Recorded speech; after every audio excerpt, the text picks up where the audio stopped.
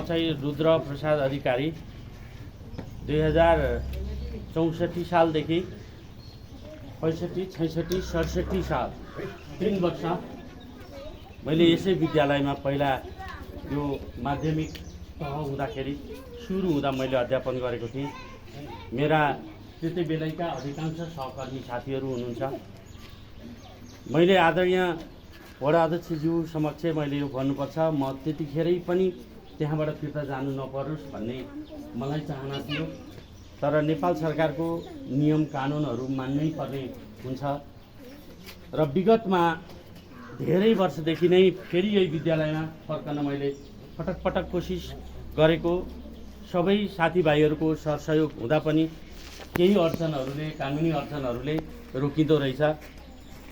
आदरणीय वडा अध्यक्षज्यू, मेरा सहकर्मी, शिक्षक शिक्षिका मित्रहरू र प्यारा विद्यार्थी भाइ बहिनीहरू, मेरो घर टाढा छैन, यहाँबाट दौडेर गयो भने 10 मिनट लाग्छ।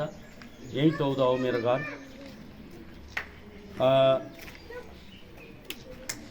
मेरो मनभित्र बसेको विद्यालय र कुनै बेला यौन जवानी अवस्थामा आफ्नो ऊर्जा खर्चेको विद्यालय हुनाले मैले हर बखत यो विद्यालयमा आउन कोसिस गरेको र म विद्यार्थी भाइ बहिनीहरूका अगाडि यति मात्रै भन्छु, अहिले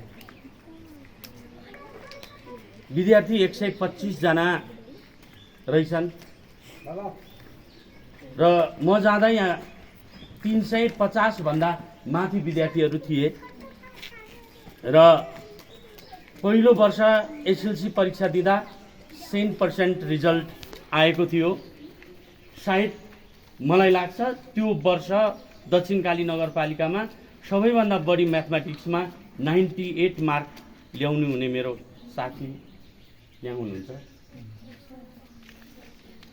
बहुत मेहनत गरेका थियौँ, हामीले बहुत लगाव गरेका थियौँ र विद्यार्थी भाइ बहिनीहरूलाई म रिक्वेस्ट के गर्छु भने, हामी कुनै धनाढ्यका छोराछोरीहरू होइनौँ।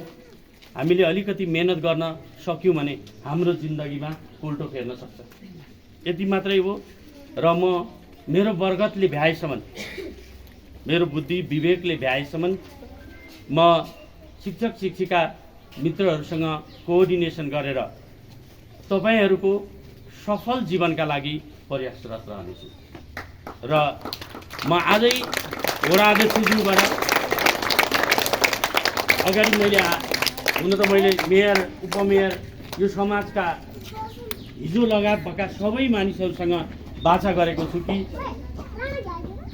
चम्पादेवी माविमा यो वर्ष 23 जना विद्यार्थी कक्षा 10 मा छन् र यो 23 जना विद्यार्थीलाई पहिलो पटक रिजल्ट हुँदै 23वटै बच्चा एकैचोटि पास गराउनको लागि म प्रण गर्नेछु। म यति मात्रै भन्छु, अहिले बाँकी कुरा गर्दै जाउँला। र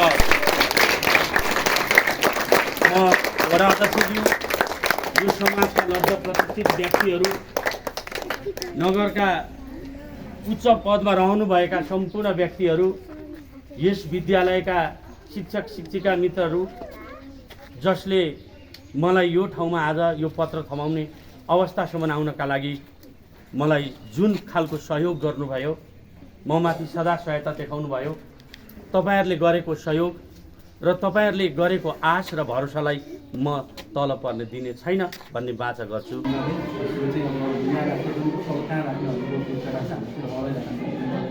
अनि उहाँ चाहिँ यता आइसक्नु उहाँ चाहिँ हाम्रो व्यवस्थापन समितिको सदस्य हुनुहुन्छ। हिजो हामी धेरै हजुरहरू सबै तपाईँहरू चिन्जान नभए पनि तपाईँहरू सबैले नै मलाई अनुरोध जस्तो भएर कुनै सिकाइ गरिदिनु भएको छ। तपाईँको भरोसालाई म तल पर्न दिने छैन। अब यो सही गरेर जानुपर्छ तपाईँ। उहाँको खुट्टा थिएन।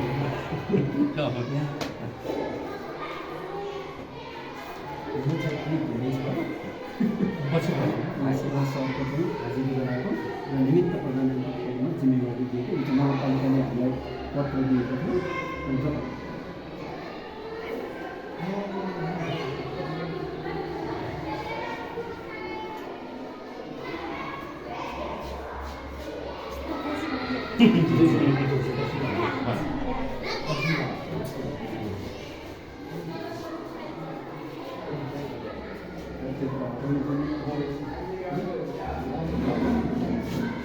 पढाइ त्यो सबैले देख्नु पढाइ सुरु लाग्छ ल